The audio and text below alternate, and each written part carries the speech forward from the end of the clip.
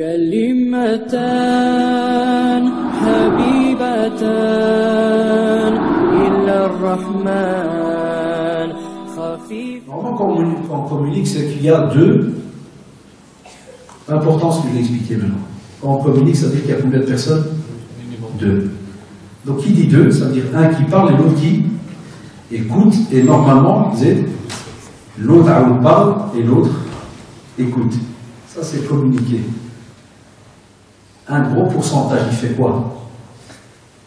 Il parle, l'autre écoute. Mais ferme ta bouche. Donc si j'ai parlé, c'est pas pour que tu me remets une idée à toi ou ta manière de voir. Si je t'ai dit que cette année on part pas en vacances parce que 1, 2, 3, 4, faut pas me dire oui mais je crois que ou je pense que. J'ai communiqué. Et j'ai eu des coups comme ça. Un petit gars il dit mais on parle. Puis il me dit moi je parle. Comment ça tu parles pas? Et non, tu rentres, tu dis des choses et quand je veux parler tu me dis non, tu connais pas ça, tu connais rien. Pas de problème. Et l'autre, il est étonné. On a des personnes qui fonctionnent comme ça. Donc comment tu vas avoir de la douceur?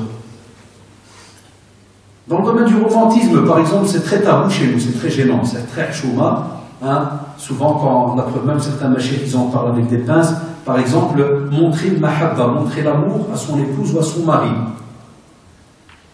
Ça sous-entend que normalement, tu es censé apprendre à dire à l'autre « je t'aime ». Ça, chez nous, après, je viens de vous dire maintenant, c'est comment je sens que ça... frappe la harpe. Ça se disait même pas Jama. Alors que le prophète sallallahu alayhi wa sallam, Aïcha radiallahu anha, elle vient, elle lui demande comment est-ce qu'il est encore avec le nœud? Parce qu'il aimait beaucoup. On lui a posé la question par le prophète sallallahu alayhi wa sallam, quelle est la femme que tu aimes le plus? Il y avait plusieurs femmes. Qu'est-ce qu'il a dit?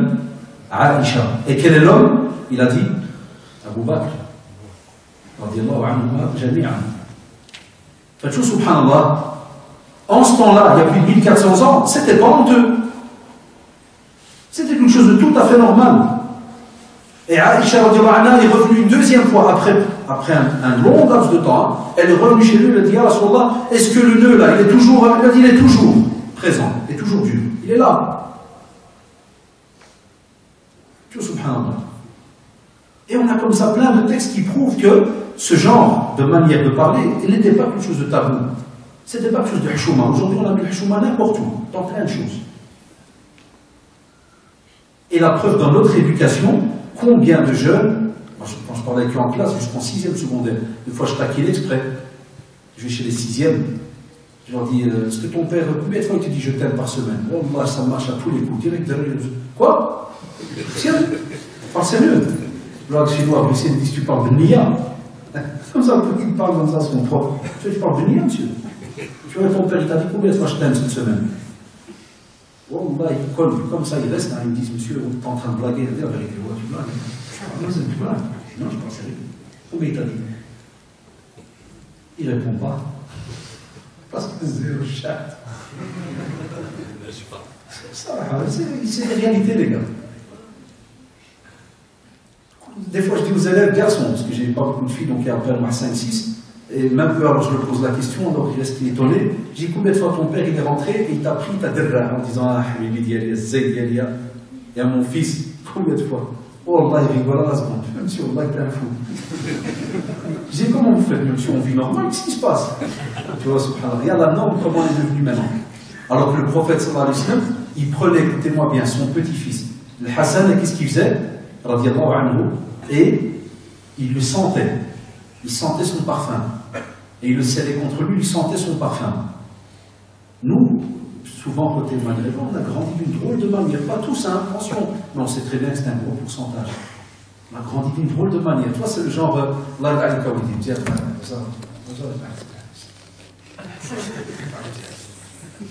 et l'autre, le gosse, il est comme un chat, il te regarde. Il a pareil avec la main qui touche. Ah, ça, vous êtes